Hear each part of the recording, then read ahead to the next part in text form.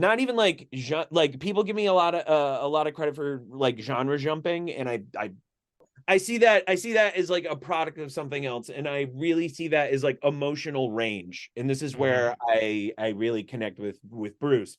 Like I think a lot of people see Bruce in the Americana as like kind of one-dimensional from an arrangement standpoint, and then miss how eclectic he is emotionally.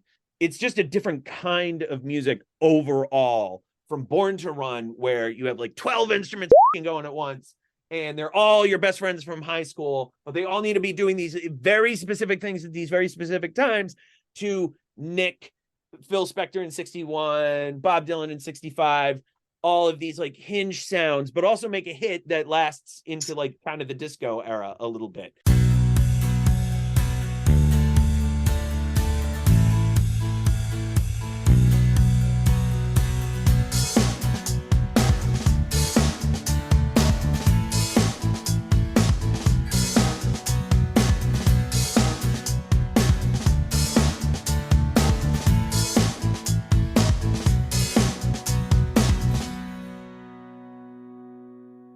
Hello, everyone, and welcome to a new episode of Set Listing Bruce, your podcast all about Bruce Springsteen, his music, and mostly his fans. I am your host, Jesse Jackson. We are getting off the Bruce train, though I'm sure he will come up, and I'm talking to my new friend. We have originally scheduled this, I swear, like this summer. Oh yeah, right? and then 18,000 things happen later. I've Yeah, had a crazy year. yeah. But I will always make time in my life for talking about live Bruce Springsteen for several Very hours. nice. All right, so Matt DeMello, thank you very much for joining me. And yes, like I said, I've had to reschedule, Matt's had to reschedule, and I thought it was very charming. I got an email today from him going, "Are we still on for tonight?" Question mark. And I went, "Yes, we are." So yeah. I hope your mom's okay. I think like the first time we canceled, there was something. Yes. Yeah, good. Oh, okay. Yeah. That could No. go I'm many glad you didn't. terrible No, ways. much to my lovely bride's chagrin, I end up telling the world about my life on the podcast. Yes, in July, my mom had a stroke, and she survived, but it is a long road Totally. to get better, and so it's been a tough journey. Yeah, So totally, yeah. totally. Um, so tell us a little about yourself, Matt. Yeah. So I guess the probably the foremost reason people on my Twitter page are probably going to really read into this show in recent appearances. I had a pretty big 2022. I've had kind of like a weird pandemic. So probably most people clicking on this know me from doing kind of lullaby albums with my fiance and blending that with my kind of already bonkers singer-songwriter discography, which like for pure indie rock, total like display the vision no matter how big your budget is, and rely on available equipment and instruments, has always leaned electronic to kind of present like a big vision. Like, I don't have an orchestra, but I got this, boom, Yeah. and kind of always working with the results. I've done that since fucking high school. And in 2020, they started kind of calling it vaporwave, or where it ends up, it's a place in certain hashtags, it gets called adjacent waves. Like it's such a tight-knit community, and it's like, did you invent this word? Did I invent this word? Did we just started using it? Zach from Doom Trip just started using this term, and I guess we're a scene. And we're all spread out all across the world, and it's pandemic. It's been kind of a whirlwind the past 2 years. For me as an artist kind of contributing to it, it kind of culminated in the last like string of albums I've put out over the last 12 months. At the end of December 2021, as Omicron was setting in, I put out this double LP of what I called later Christmas Psych. and it was just Okay. a gag. I work in podcasts. I'm used to making 2 hour long things all the time. I had all these little bits of music I didn't completely use for different podcasts, and I just had 2 hours, and I kind of made it. I called it Christmas After, and you kind of listen back to it, kind of going with, oh yeah, I guess it's like kind of a dark, like, My Chemical Romance kind of Okay. like, Nightmare Before Christmas kind of way. Yeah, I guess it's like Christmas. I had a couple of like, kitschy consumer songs, Nobody Cares About the Days After Christmas kind of like thing. And it was really just 2 hours. I knew on the way there'd be this like 35-minute long set of music that's out now. It's called Confetti in a Coal Mine. That is this pop album I've been working on for a very long time. It's kind of like the cohesion of two EPs. Before pandemic really set in, I had a band, and I was always kind of working, well, this is a group of songs for this group of 5 people. And you get used to writing that way. You get used to composing for people you love and care about, and like you see them as the instrument. And that was like half the songs. And the other half of the songs was like, I'm just working on my laptop. I'm having a good time. Nobody else is involved. And I'm just going. And then pandemic set in, band spreads around the country. We don't even know if we're a thing anymore. It's kind of hard to explain what we are now. And it's not over, but all at the same time, I am completely on my own. And these two EPs kind of meshed. And it's like, well, I wrote all the songs. You're all ultimately playing charts of sheet music that I wrote, and these are solo compositions. So why not just try to find a thread between them all in a sequence and get it out there for the world to hear? And that's been kind of the last year. I did a couple live shows for it entirely by myself with backing tracks, which was a huge success and a really great time. I thought online. In person has come back with very mixed reviews, which is a really fun story and totally part of the rest of the journey.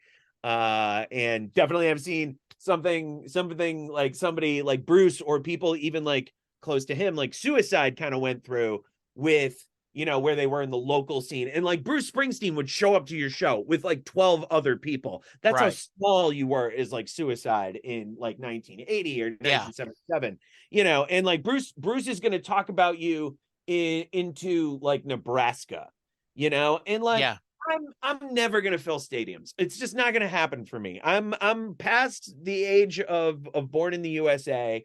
And I have this weirder kind of audience. It's still got a couple hundred eyeballs on me, and that's not thousands of people, but you know what, they're a really cool group of people, and they're really cool to bounce ideas off of.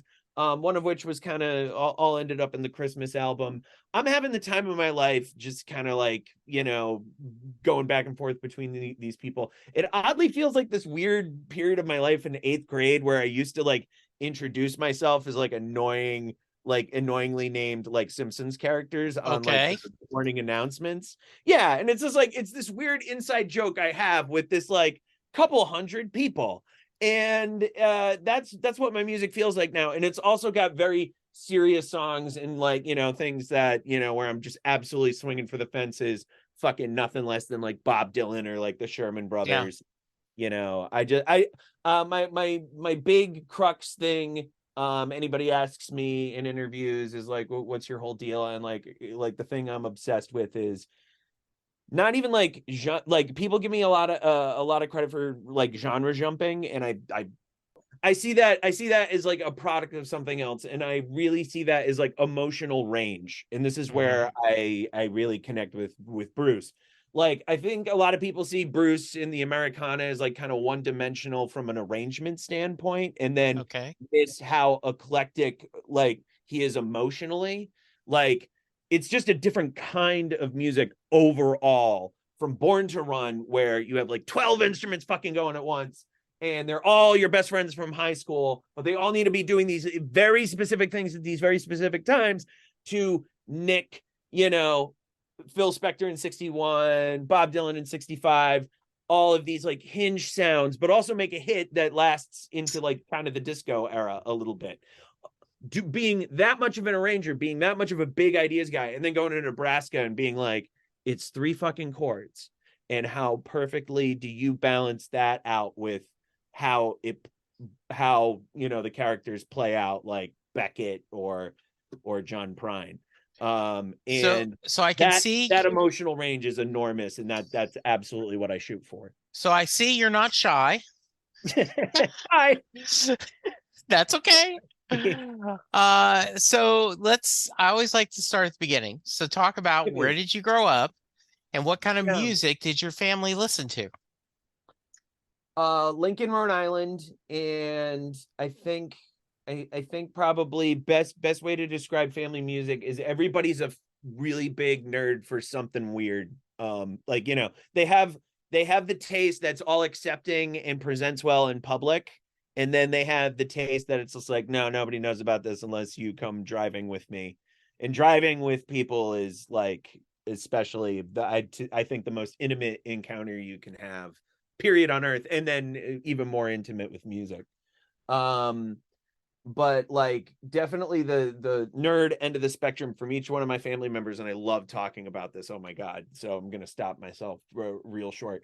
With my brother, like bare naked ladies, but also like Bad Brains, like that's how deep, like into those deep wells, that's where he's going with you, like either the most righteous fucking cassette tape punk DC punk, you know, fucking, you know, no white guys in this band, you know, that level of authenticity, and bare naked ladies, you know, like no being cool there, just like, you know, they had hooks, you know, that stunt album, like that's it. And my sister, probably the big ones, like really the two ping pongs are like Lauryn Hill on the one end, and then on the other, like Ashanti, like that kind of 2002 pop in hip hop, like layer. Would be the first person to get me into like John Legend, you know, like coming through high school and all that kind of stuff, or Usher or anything like that. My parents are where most people read into the music that I make, because my mom is like has her three big musicals. She has her three big musicals, and that's Phantom Fiddler and West Side Story. And then my dad is like typical boomer, so you got to have just a healthy dose of the Beatles. Never did anybody anything wrong. He has his favorite Beatles, Abbey Road, and that looms large with me. But yeah, kind of downwind of all Abbey Road, loves Prague, loves Yes, especially. I don't like I think I've like shot him Genesis a couple times, but he was just there for Yes and Tull in college. So and that mixed well when I was in high school, and like a lightning bolt was like happening in my backyard. So like guys doing math, guys thinking real hard and like counting to five, and that I responded to. And like all the things in Broadway musicals are so porous for influences, and they are inherently written. So, you know, when you're rubbing up against Prague people and everybody's kind of counting to five, you get a certain swing for like distasteful things from like a pop perspective. It makes you just an odd person. And that's a lot of times what comes out of Providence, Rhode Island, and in the suburbs, because it's this kind of math core, you know, hard prog scene, because all the dads grew up on like Rush and like, you know, very, and they you know, most of those dads kind of have chops, and you know, you play local shows, and like some dads get on the drums, and you're like, fuck yeah, this is where we fucking came from. And it's been that kind of like still middle class, but like virtuosic expression. And I don't think there's really like anything like suburbs like it. Maybe I'm wrong for like the Midwest, but like that's super particular to Rhode Island, especially fucking Yes. But my So dad's a huge Yes guy. Yeah. And so most people read me yeah. as Broadway Prague, you know, like Well, yeah. what I find interesting, Matt, is I often hear people say, ah, real diverse, a lot of different, but you truly were, between your parents and your siblings, Yeah. you Oh yeah. had this 360. I didn't hear hip hop or country, but everything else is Yeah, kind of no, in the there's mix, yeah, right? Lauryn Hill's in there. Through she marries a guy who's super in a country, and now we're all in a country. And Okay. when my dad took us out west, when my dad took us out west when we were like 8 years old, Like, oh my God, this is like, you put this soundtrack on. We did like we did at my bachelor party. It's like fucking like Trauma City, and everybody like Yeah. pull out extra beers and everything.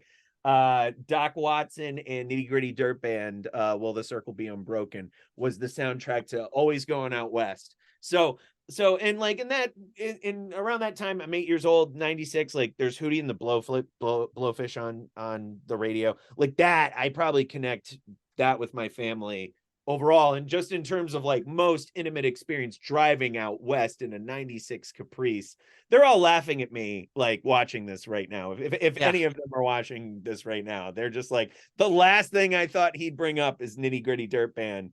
Well, But I put that on every summer, absolutely, and I got obsessed with it over this past summer with the PBS country music doc, 100%. oh So yeah, that those are in PBS, there. that Ken Burns documentary was Oh, amazing. amazing, It just, amazing. yeah, I was so in love with that.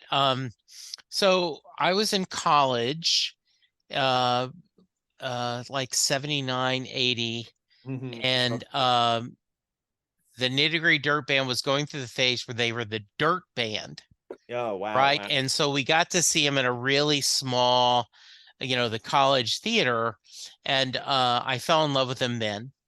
And just they are just I've seen them perform multiple times, and they're just so just gifted and such Oh, wonderful versions of songs. Um, so Matt, did mm-hmm. with all this diversity and all this wonderful music coming at you, how early did you know you wanted to not just be a listener, but a creator of music? Yeah, see that's always the crazy thing, because like especially for the community I grew up in, like creator is totally secondary of being like a real musician, which is by which they kind of mean professional, and that Yeah. this really rigid like marching band definition, which like I've like my wife grew up in a crazier marching band town in New Jersey, and they totally don't believe this, and they totally don't look at things this way, but it was really just kind of myopic set where I grew up, where it was just like, if you were any kind of composer, that didn't really exist. And like Hmm. maybe you put out a CD in high school, and that was how that was happening, was changing when I was like crazy when I was in high school. Yeah. But that might be happening, but you're not creating anything unless you are a musician. If you're a musician, you read sheet music perfectly, and it's the trombone, and it's like 18 other different things that line up all before piano and guitar, even though most kids who know that, like, those 18 instruments probably transferred from piano or guitar. Yeah. I was always like, I always just liked learning piano and learning theory, and kind of why music was the way it was, more than why it was on the page. I was always pretty good at sheet music reading, but I started at 11. That's a little late for like the 8-year-old sweet spot of like, you can teach a kid a new language, and then they Okay. absorb it to the point of fluency. So I've always depended on my ear, and I'm a total fucking hack. But that's Okay. all you need. That is all, those skill sets are all you really need. Which is to say, probably the big thing I can't do is like visually instantly sight read most Okay. things. Like I need to take it home, I need to look at it, I need to care. But like I mostly go by ear, and that is most people I respect deep down in their core. McCartney, Lou Reed, I'd say anything I've seen out of Bruce, they're not writing this out, they're not reading along a page, they're thinking G sounds good with E minor, and I have this story to tell, I have this thing to say to the audience, and Hmm. that's all I've ever really needed.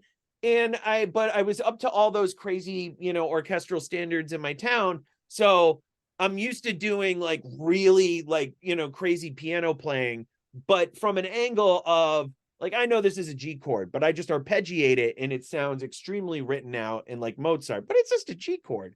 And that's just kind of another way of strumming a guitar. And I think what people sometimes kind of lose in that is like, oh wow, this is extremely ornate. No, it's not ornate, it's just a little messy, and it's just another way of like kind of painting with a broad brush, but I just don't hear anybody else doing it. And it's just it's another way to paint, and that's really what I'm after. Like, what's nobody doing? Like, no, like, how do they not do it? How do I do it? Sure. Yeah. Yeah. So did you talked about you didn't really do a lot of formal music training, kind of did a Yeah, little bit on the phone. I got handed between like piano teachers as a teenager, and I got really blessed to work with a guy called Diamond Centafonte when I was like kind of a later years of high school, and he really let me go wild into just jazz theory, and that's where kind of a Okay. lot of the more ornate or like super prog like kind of chord progressions of kind of what I do come Okay. from. And yeah, I super got into Zappa when I was that age, and I've always kind of had this arm's length relationship of like, here's another guy who never really worked in a finite musical framework, and he had a very different relationship with sight music reading that I will never have. Okay. uh so yeah, yeah. So you've mentioned Bruce a couple of times, and we've exchanged emails back and forth. Oh yeah. So I know he is not on your favorite, but it also is someone you respect. So tell me a little bit of your Bruce journey. Well, I'd say Bruce is the ideal of how I've always had to assume I would work. I guess I've changed recently, but I have special feelings about how different that really is. So I always see kind of the end of my role as an arranger and songwriter as like, all right, you want the short version of those two things, which are still the same discipline when we think about it. Less a Yeah. rock star than a band leader, maybe even more than a songwriter, a band leader. Okay. That's the Sure. main way they're writing songs. And I see Springsteen as the ultimate band leader. And I put in that category also two people I consider this the genre, and not John Mellencamp and John Fogerty and Okay. Americana. I think Springsteen's true genre is band leader, and he's in that category with Prince and Zappa. Like Prince is way more in common to me with Bruce Springsteen than he does Michael Jackson. And I know when you say that to people at Target, and they think you're insane. And if you Yeah. talk to people who are into music, it's like, oh no, I get it. Like he's a sing, he writes the songs. They have this kind of universe, and the band weaves in and out of that, and there are stories about who's come and who's gone, but it's really just about this one guy. It's not the Beatles, and that's who I love kind of talking to about music, which is like, can we agree on this about what the real genre is, and not what everybody frames it up as in terms of R&B or rock music? It's like, no, I think of music, I think or tend to think of music, I don't think this is absolute, but a way I like to think about music is how did it get made? How did the sausage get made? Did it come through Right. a singular person, which is cool and not on its own good, but like I see Bruce as like my ideal for that, which is whether through lyrics or whether through composition or both. And I think for him it's a good combination. You make a universe, and that universe can be as real to you and me as New Jersey and have these landmarks, or to me, or for what I do, I actually kind of notice, like I stand back and I go, oh, I don't really bring up landmarks. I don't really do stories. I do character, like kind of manifesto songs that you find in musicals. And I Yeah. had people had to point that out to me, because I was like, wow, everybody's just talking about musicals for all these interviews that I do. And I was like, I don't like, my wife's super into this shit. Yeah, I grew up on it. I'm like, is it really that present? And I kind of realized after, it's just like, well, all the songs, just like in a musical, they're all manifesto songs. They're all like like Howard Ashman kind of says, they're all the moment the character has to manifest. Yeah. But otherwise, in all other contexts, in a novel, that wouldn't be even a paragraph. That'd just be like, that it was great. Yeah. A song does something else in our lives. Bruce, I think, has a lot of those too, but he interweaves them a lot more, like a Yeah. novelist. Do Between. You mentioned you've been listening to his new album, which is the album of covers. Yeah. What Oh are your yeah. thoughts on it? I think this is a cool detour, and I think in the grand scheme of things, the thing to appreciate about it, whether you're from the outside are a total nerd and you know you're going to get it anyway, like me. The thing to appreciate is that he's like, it is this weird opportunity to leave the New Jersey or the Western Stars universe, you know. Yeah. And it is this very like, I listened to this album alongside the biography, which I've only really gotten half through, but like, you know, I'm thinking about the times when those songs came out, the times when he got into them, and it's just a layered history that, like, you know, he can just go up and do it on Jimmy Fallon and Yeah. mom will love it. But for you and me, oh, we could go deep nerd stuff on this. Elvis did this fucking song, you know, this guy did this Yeah. fucking song. And they're all extremely well chosen in that reason. And I love the Skeleton Key, but like anybody kind of going into it being like, I want to hear what makes Bruce Springsteen like, you know, fucking legendary. I'm like, like you want to go to like Born in the USA, you want to go even more recently. I think like I listened to The Rising recently and I was just like, for 20 fucking years this is held up. And I Yeah. think even like in some ways even better than Born in the USA or anything that he's ever done. And it's Yeah. kind of climbed up there steadily over 20 years of like somehow remaining relevant in this like crazy balancing act of like everything that's happened since, especially COVID. But I love discographies. I love the way they grow. People get kind of picky with me. They're like, you only have like kind of 3 albums. I'm like, yeah, if you go to the lullabies and if you do the deep cuts, like there's been swings. And I love kind of the Zappa approach of like, you know, oh, you can have stories and compositions and you can have different things. It is about creating that universe through variety, you Yeah. know, and yeah, it's an oversensory experience. So's the rest of the internet, you know. I got to live Sure. on it too. So Yeah. Did you do you think I get the feeling the album is just for fun. I take it on face value. In the interviews he said, I yeah, love recording and I just thought this would be fun to record. I Um I think it starts there, but the reasons why it's fun give plenty of meat to okay. people like you and me, I think. Okay. And he loves talking about that stuff too. And I think that's the other reason. Like I kind of dig this. Like you've seen this in a little bit in Dylan with the triplicate and him doing the crooner stuff of like, you know, especially guys who get pinned on stories and songs and not being like the world's most beautiful voices. They, you know, have to give you something that's like, hey, well, you know, I have a voice. I do have Yeah. a voice. It might like in Dylan, you know, people write off triplicate, but I'm here to love it. Like, you know, all the crooner albums are like really forcing it down your throat of like, no, I really, really care about this stuff. And I do it well in the context of being this 80-year-old man. I think there's a little bit of that in Bruce here, but it's like also showing where he came from as a front man, because like you're seeing like the echo of every last one of these songs and how they've traveled through different artists to get to, oh, that is the guy on stage at Madison Square Garden in 2001. It is, you know, this gets us to the kind of front man Bruce Springsteen is, the kind of like, you know, undertone he's given to a lot of the stuff in my mind, probably since The Rising. I think The Rising onward is pretty gospel heavy. Yeah. Yeah.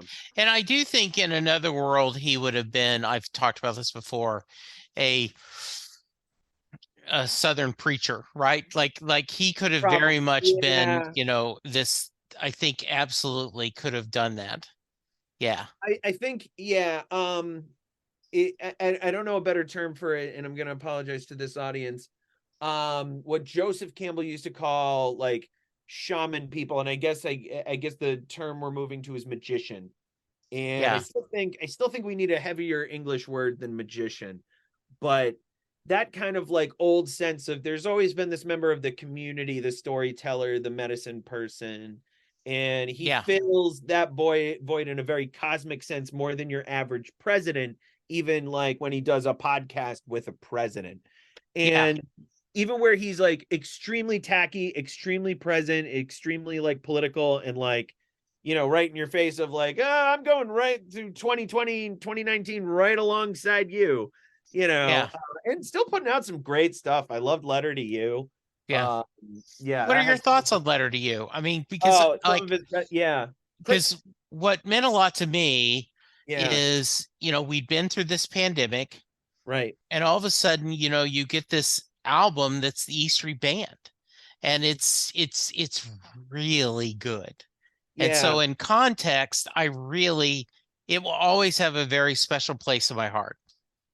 I think there's a pandemic aspect to it. I also think, like unlike Magic, Yeah. which Magic like had the obligation of following the Rising and like, both albums have some of his best songs, but like the is especially Letter to You doesn't present itself as like as much of a stage production or as much of like with as much grandeur. Yeah. And it's just like it's very casually great. It's just like here's the songs. Like don't need to overthink it. It's Yeah. Bruce Springsteen. Yeah. And in focusing on what he does best in those contexts, whether or not it's Born to Run level or whether or not it's like answering in all of those like discography changes. No, this can be an excellent record without being like fucking classic or measuring up to a ton of that. And I think a Letter to You I like a little bit more because the production is just so nope, we just hit record and the band just fucking ripped. Like Yeah. you can tell like there's and they were very declared about this in the interviews that he very much let go of his control freak tendencies over the arrangement to do things in a certain way and just sat back to let the members just play on chords, just improvise a little bit more. And to me, it got like almost like a more of a darkness kind of sound, but like smartly, like, and I can't even think of like named Bruce Springsteen producers other than John Landau and the Pearl Jam guy in the 2000s. But whoever this team was, they're just like, nope, you know what? Maybe do reel to reel. Don't overthink it. Don't put reverb on it. Just let it rip. It's just such a bare production and great songs. And I love that they riffed off of him with the loss of Clarence and the loss of his dad, but these not being ghosts, but being ancestors, which I know is something he's kind of traded around both his book Yeah.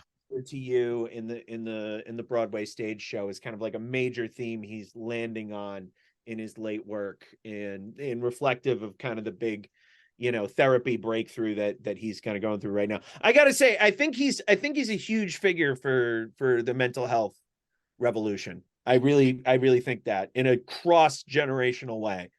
Well, um and so like the story supposedly Yep.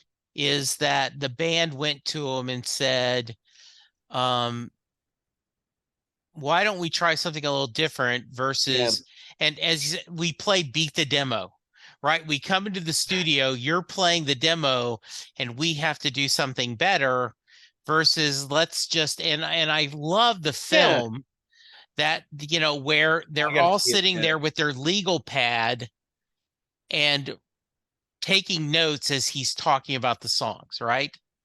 That was Yeah. really, really cool. I gotta see that, but I kind of like the magic of not having done the D. That's the thing about Bruce Springsteen. There's a good amount of content where you could probably it's not Grateful Dead level where it's just endless and you can kind of get a PhD in about half of Yeah. it. You probably get a PhD in all of it. But like Yes. a good amount. I do love leaving some sort of mystery there. I don't know everything about the Hold Steady either, and I love both. You go to my last Sure. episode, they're the most played bands, and everybody's Yeah. like, you definitely love something to obsess about. And I'm like, yes, but only to a point. I do love having a little mystery there of like, I'll never know what that fucking song's about. We'll Right. never know. It's not finite. It's not here to like be a card in the trading card, Dungeons and Dragons universe of Bruce Yeah. Springsteen. That's where you can kind of let go and be like, hey man, it's yours, it's mine, it's everybody's, and it's also Wendy's and whoever the protagonist is, Right. that Born to Run belongs to them too, probably belongs to them most of all at that point. At no Absolutely. point does it really belong to Bruce Springsteen anymore. Yeah. Have you had a chance to see him live? I've seen him live about 5 times. I have not seen him since about 2009. So I'm a little bit out of the loop, and I've been priced out. I got to tell you, Yeah. the my 20s were not fun for me. No. And he was doing Wrecking Ball at that point, but I got to see the debut of Wrecking Ball the song at the I think it was the second to last or last Giant Stadium show, Right. Yes. October 3rd, 2009. That Yeah. closed with Clarence and him doing Thunder Road, and I was still able to beat traffic and still catch that last song. I got about that far That's away. nice. I got that far away from touching him, and then I realized I was crushing somebody else, and that's rude. Hmm. Yeah, that's probably the best time I've ever seen him. And I'm an absolute nerd for the bootlegs. Any era, last year, this year, Yeah. years ago, 40 years ago. Uh-huh. There's everywhere except the 90s. I'll be a little bit of a snob about the 90s and go like, I don't Sure. think if you skip any one decade, skip the 90s. Yeah. I'll make a case for all others, but not to write off a guy's entire decade, but Well, every artist goes through that. Yeah, you know, 100%. he put out the 2 albums, Yep, yep. Better Days is one of my favorite songs, so I Oh, and love it still that. has gems. Yeah, Yes, 100%. it Roll, is. roll of the And dice. Roll of he the dice. Love roll he of the did dice. win it. He did win an Oscar, right, during the Yeah. 90s. So Oh, that's yeah, yeah. something. Like he's Yeah. he's relevant and Yes, but like yeah, it I is think kind of about that a thinking lot. about, and what's really funny is another podcast I love is from Canada, the Skip and Josh podcast, and their latest episode was their favorite songs from 1994. And Okay, yeah. Oh, I good. usually will Good go, year. and I was like, Choose a well, awesome. Yeah, Springsteen didn't put out anything in 94. right. John Hyatt didn't put out anything in 94. I started going, I don't know if I have favorite songs from 1994. So, Right, right, yes, right, right. absolutely. I Yeah, mean, 94 is a big one for me, just on Jeff Buckley and Green Day alone. right. Yeah, Green they Day talked a lot historically. about that too. Yeah, Green Day historically and Jeff Buckley through my whole fucking life, because Yeah, especially yeah, like what a lot of people read into is like the Broadway singing and the acrobatic kind of singing. That's a yeah, me really wanting to do Jeff Buckley. That's yeah. it. So you talked a little bit about your music and you mentioned your release. What else are you doing creatively?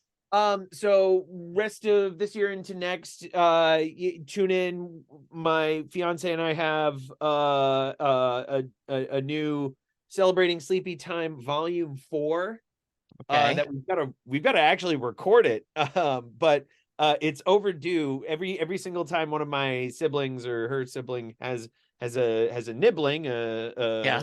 an offspring, we make them a lullaby EP. We haven't had any kids of our own yet. And I'm sure those will be full-blown baby albums and be Hmm. much broader, crazier projects like kids themselves. But this is fun ways to just connect with the little ones in the meantime. And every kid gets like a named song at around like 5 years Okay. old. And I just think kids, especially kids songs, are really good songwriting exercises to like kind of establish a kid's personality, and also like give them this like little cool, coded musical universe, and a special song that's not like any other kind of song once they're old enough to kind of figure out what that all means. So one of my favorite musicians, and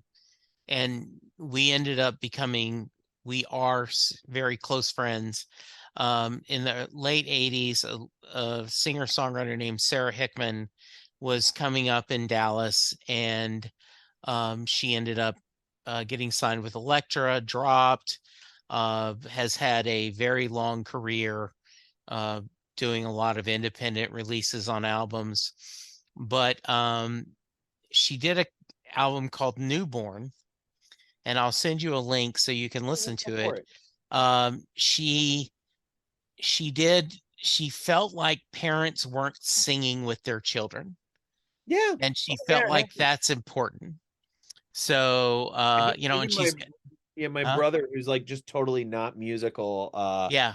like to he does it just to connect with them. Right. And it's just like when Yeah. you actually watch it and he tries to sing, it's the most fantastic Yeah. thing. And she tells the story that she was taking um her oldest to the doctor, and Lily, and they had a little green goop, in your Oh, eye. yeah, And yeah, she yeah. goes, goops in it, got a little goops in it, goops in it, goops in it. And that's one of the songs on the CD. Yeah. And she talked about that, your children don't care if you have a good voice. They just care about that connection. So she did newborn, then she did toddler, and toddler, because toddlers have a short attention range, every song is less than X amount of minutes. I can't remember if it's 2 minutes Yeah, or 1 minute, yeah. but it's like there's 50 songs on it, but they're all like, Mhm. just where. And There's then she did Big Kids. She ended up doing a trilogy. there's a science. The first Sleepy Time album I did, my producer Alex Busey got me this big book because especially a lot of African cultures that I can't even remember at this point, so I'll Yeah. leave mention of them there. They nailed down how to put a kid to sleep through music to a science, and it's actually not really what traditional lullabies or like even jazz Yeah. songs really do. But I still think like Mr. Rogers has this kind of dreamy tone that's like, I love Mr. Rogers. I grew up on him and everything. Yeah. But it also has this kind of dreamy, like put you to sleep, like kind of quality. And we try to infuse that into all the sleepy time stuff. Also a lot of nitty-gritty dirt band. That we do the AP Carter family, You Are My Flower from Will the Circle Be Unbroken on the Nice. oh yeah, oh Yeah. yeah. That is us driving out west. Yeah. And for my nephew who my nephew Tom, when he was born, that was his Sleepy Time Hmm. EP. I got AP Carter. A couple of other country songs on there too. Yeah. And that's under Uncle Matt at Jen on Bandcamp. Uncle Matt and Auntie Jen at Bandcamp. I am at mattdemello.bandcamp.com or mattdemello.com. Yeah, we did a concert for Void Fest in 2020 at the beginning of pandemic, doing my songs, doing Uncle Matt, Auntie Jen songs, and that really took off. And then people started eating up my discography after just like kind of laying out some like free Bandcamp codes after Yeah. that. And yeah, I've just been riding this adjacent wave ever since. Hmm. Do so you mentioned your day gig a little bit, but are you Sure. podcasting? I'm gonna be you're gonna be hearing a lot more of me in podcasts in the new year. I take over two podcasts from Emerge Artificial Intelligence, one called AI in Business, and another called AI in Financial Services, or AI in FinServe. And they're really interesting shows. We're bringing on business leaders to talk about the business problems that are specifically articulated, or regulatory regimes that are very articulated to the point where AI capabilities are perfectly usable to solve a lot of these problems, especially from rules-based standpoints. Hmm. The data involved that goes in, the outputs and what they look like for the user, and the business results that come back to the business. We're going to be pulling apart those 4 points across every episode in a multitude of sectors. It's going to be really, really interesting stuff. I think this is worth paying attention to, whether or not you're in business or whether or not you're in AI, because if you don't pay attention to it, in my view, we're just setting ourselves up for an oligarchy of the knowledgeable in this area. And I have no interest in those people ruling the world alone. I think we should be all part of that. So that's a huge motivator in doing a lot of this work, and keeping it journalistic and keeping it, rooted in not just telling, business leaders how a lot of this stuff works, but also informing the public And this is a lot of stuff we should, I think, all be paying attention to, because AI, it's a lot of scary stuff right now. It kind of has a lot of this hyperbolic trend where it looks like its power is endless, especially in generative AI. Yeah. But no, that's not true. AI power is daunting and horrifying and exponential. Yes, all of those things, and it is limited. And there's a very fine point on it, and there are still things that it cannot do very well. What we've lost is the ability to say it can't do anything a human can't do forever. We're getting more into more deeper questions about what it means to be human, and I think those questions are enlightening if you're willing to pay attention and really be honest about what we're seeing down here, either in Plato's Sun or in Plato's Cave when it comes to technology. So join us in AI in Business, in AI in FinServe, from Emerge Artificial Intelligence Research, and listen to my music, which Yeah. is very dystopian and it has it casts to a wide age range of both toddlers and people who know what dystopia means. So that is awesome. I agree with that. Thanks so much. And we'll include links into the show. Um, the the AI is an interesting discussion. I work in the contact center industry, so Sure, yeah. there is a lot of discussion about that, about losing the human touch, but at the same time, there is things that can do very well to add a lot of efficiency That's to it. better serve, the clients. And so yeah, there is this discussion on, we don't want to lose the humanity, but we also want to be as efficient as possible.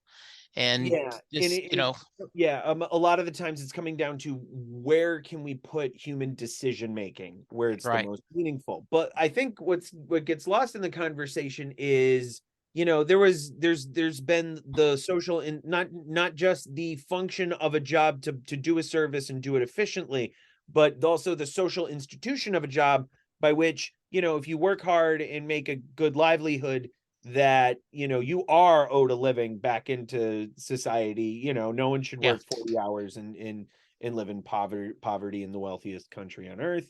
And that's going to get harder and harder to do as you make tasks more efficient. And there's we're a very business oriented audience, but I think there's a time and a place to kind of work those discussions in, and really think about kind of the broader perspective here, because that is in no uncertain terms, a lot of what we're talking about, even where workflows are being streamlined, there is less for people to do. Those decisions, although less, they're more critical, and it's more. And I find this happening even in my own job, even in limited capacities of AI that we use in house, where it's like, I don't write an inconsequential email anymore, or I don't write a BS tweet. No, I write the wrong tweet, something bad happens. I write the Yeah. wrong email, something really bad happens. It doesn't quite feel like the joke of Homer Simpson. Oh, if he just hits that button, maybe the nuclear power plant will go off, maybe it won't. Right. No, I think all of our decisions are starting to feel more heightened every hour of every day. I don't know about you, especially for me trying to squeeze in a Bruce Springsteen podcast here at 10 to 11 p.m. at night, and we got 4 minutes to go. And thank you very much for having me. But like squeezing that in, that time feels like freaking precious. And it's been an absolute precious and precious privilege to be here with you today. Yeah, and when it comes down to everything being that valuable in your adulthood, or starting to look at things that way, it grates from like, oh, are these just new responsibilities, or is this really the grade of technology where, like, I don't even feel like I have an hour to really work around that's not being measured by a Fitbit or some sort of device. It's much harder to like kind of leave and go into limbic time, and like even leave for the beach without timing it in this distinct 4-hour little block, around which you got to run 8 other errands. I don't know. I feel like technology, that's not just adulthood. That's a lot of technology and a lot of everybody needing to be at this kind of interlocking pace that we're Yeah. not deciding how it works anymore. And is that the end of the world? No, I don't quite feel David Byrne or Springsteen about it. I don't really feel like Lou Reed about it. I feel my own way about it. It comes with a little bit of humor, and I think you've picked up on that as well. And it's been an absolute pleasure, as I was saying before. Yeah. Yeah. I think really well done. Gosh, I feel like we just started. We talked beforehand. We will do this again. I can't wait to have you back on, Matt. I will. Totally. I will check. If you want to do another one, I have a bootleg for, I think it's like New Year's Eve 1980 in Nassau Coliseum, and I could go deep on that. Okay. Any time of year, but you got a decent anniversary coming up. All right. Good. Anyway. Let's talk about that offline. That sounds good. Sure. Before I let you go, though, I got to ask you the Mary question. Hit me. So, all right. For those of you who are fans of Matt's music, or perhaps one of his coworkers is checking out the podcast, he did you proud. I end every podcast guest the first time they're on me with the Mary question. Jay Armstrong, who is an honors English teacher in the recently retired from the Philadelphia area, would break apart Thunder Road for his high school seniors. They would look at it in his honors English class. They would talk about the themes. They would talk about the lyrics. They would talk about the imagery Bruce used, and then would ask the question, does Mary get in the car? That is your question. Does Mary get in the car at the end of Thunder Road? I get how people could say no. I do. I get it. But is there a discography if she doesn't? And I mean, and I don't even mean that isn't like, oh, I'm a scholar, I looked all up, Mary's the same Mary in The Rising, Mary's the same Mary in like 8 other Marys. No, that's not true. No, we can't prove that. No, it's really not that well tied together. Yeah. It is open-ended. I don't live at that level of obsession. You would see this whole wall go like complete Charlie Day meme and like bulletin boards everywhere. But I think the whole, in the musical sense, like the Broadway sense of like, how is there a song if she doesn't get in the car? How? Why even put that much into it if she's like, meh? Well, and that is not, you are not the first person that has said that you don't get the rest of Born to Run, the album, if she doesn't get in the car. And you can't prove that by the lyric because I thought about this a lot. No, it is a snapshot album of like, no, each song's isolated. There's really no two people. Maybe the magic rap, but it depends on which pronoun you're really leaning on. And that's where you really can get obsessed. And that's where you really can dive into it and really can earn a PhD at Dartmouth or wherever they have a Bruce Springsteen lecturer now. Yes. Yeah. You can get a PhD in that shit.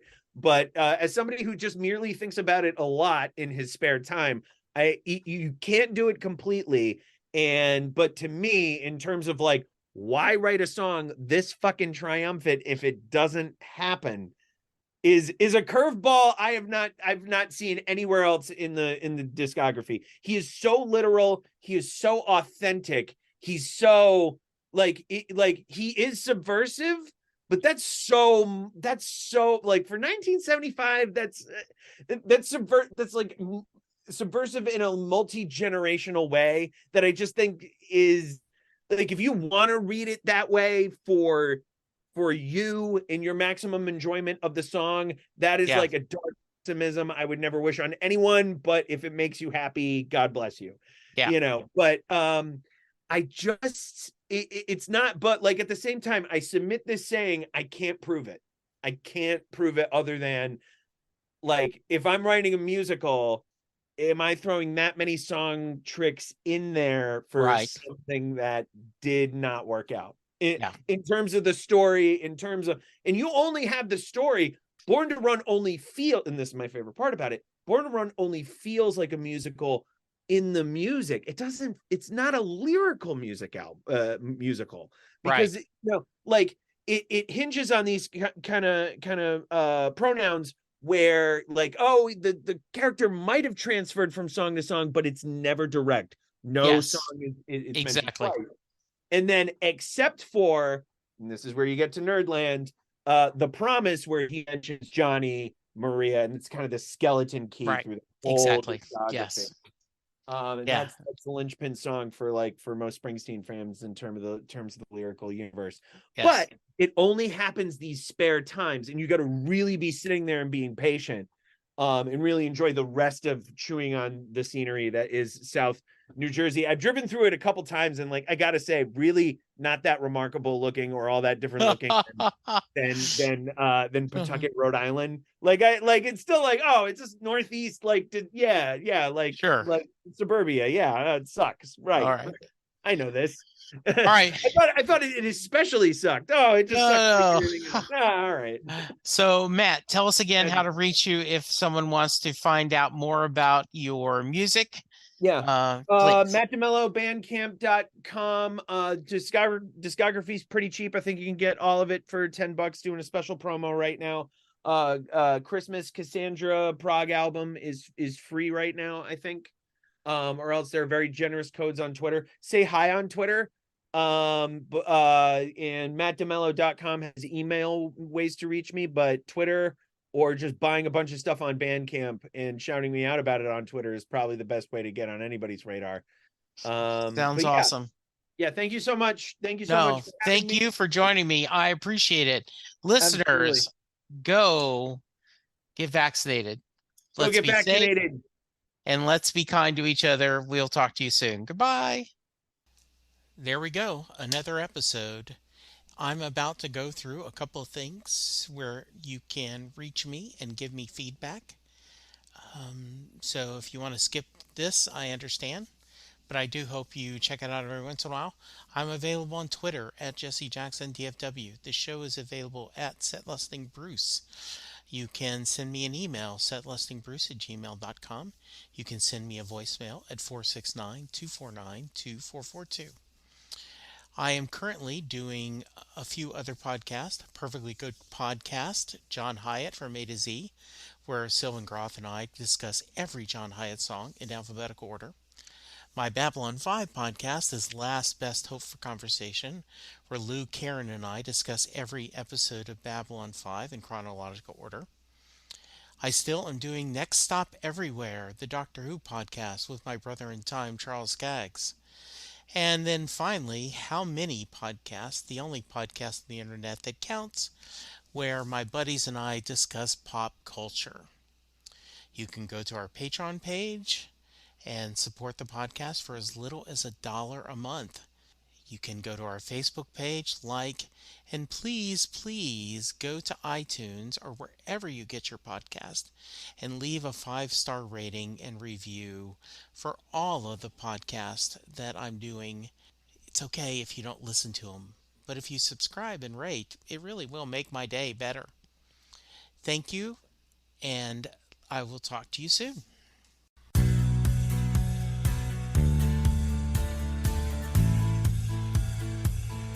You just heard the fun talking, hard rocking, music loving, album ranking, fan thinking, joy spreading, lyric reading, story sharing podcast that is the one, the only Set Listing Bruce. The theme for Set Listing Bruce was written by David Rosen, used by permission.